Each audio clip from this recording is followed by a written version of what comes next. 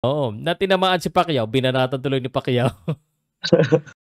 Powercast Sports. If you're new here, don't forget to subscribe and hit the notification bell.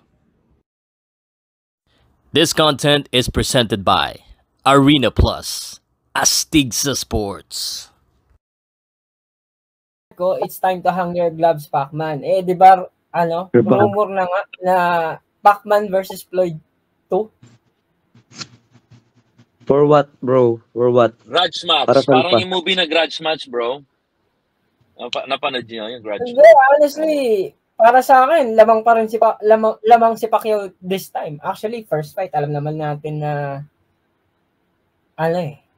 But Drin, as a Filipino and a Pacman fan, for me, siguro kung ako yung katawan ni Pacman, ikaw na yung ayaw. Yung utak, syempre, gustong-gusto pa ni Pacman yan, hinahanap talaga. Hinahanap talaga, mula bata siya na yung ginagawa niya. Pero siguro kung makapagsalita yung katawan niya, para saan pa natin ginagawa to? Di ba? Ewan ko, agree sa'yo, Both naman yan, bro. Both side yan. Pati kay Floyd, ganun na rin. But, ilang taon na si yan Floyd? Di ba? Pareha silang matandaan Di ba? Oo, pera yan. Kung ang dyan, bakit? Pera. Tsaka it's legendary. Ulit, di ba? Oo. Bro, I mean, Pacquiao it's good for the sport. Relevance. Pacquiao has already hanged up the gloves. Ang tagal niya na hindi lumalaban Ba't hanggang kailan kaya niya gagawin yan, Sir Pao? Yung ganyan na... exhibition lang naman tong next fight niya yung kay Buakaw. Tsaka allegedly, sa Thailand, no? Allegedly, yung kanyang laban kay Floyd Mayweather will also be an exhibition fight. By the way, this is the latest training session of Manny Pacquiao dun sa Gensan, sa wildcard gym sa Gensan. So, I think nothing to worry, at least for now. And Floyd Mayweather, I don't think he's gonna ever go back to professional. Kasi lalo na pag si Pacquiao, hindi na yan makamatalo pa siya.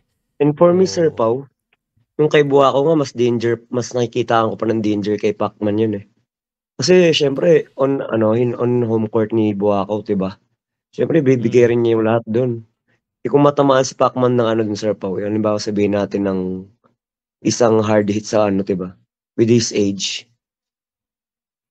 Exhibition lang naman, bro. Hindi naman natin alam kung hindi naman yan pupuruan siguro ng todo. Pag medyo nakita sasaktan, urong na naman yan. Pag ganun ba yun, Sir Pao? Pag mga ganyan, may briefing din sila pag exhibition lang. Hindi naman. Although pag exhibition fight, you don't necessarily take it that seriously yung pag parang anuin mo yung yung ang tawag dito, yung kalaban mo Iba yung pro tsaka sa exhibition, bro. Parang all-star game lang. Parang ganun.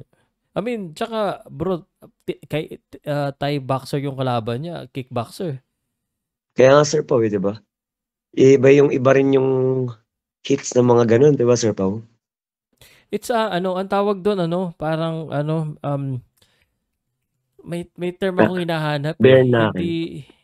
Hindi yung the reason bakit nangyayari yung mga ganyan is for the fans.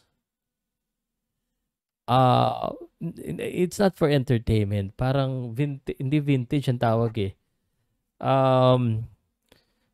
para lang pang highlight ba na they get their exhibition. Exhibition lang naman yan So nothing to worry about, bro. I don't think may mangyayari na ganyan. Kasi they're not there to really hurt each other rather than lalo na Buakaw at saka okay naman sila. Kung si Floyd yan at saka si Pacquiao, yung talagang may bad blood na exhibition, iba yan. Eto, tingin ko hindi. I think they would respect each other. They would try. I mean, kita mo yung tingnan mo yung huling exhibition ni Pacquiao doon kay DKU. Masyadong friendly yun, Sir Pao, no? DKU masyadong friendly.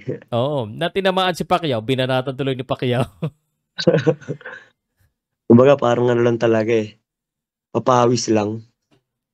Yeah, it's money. So, I mean, it's all good.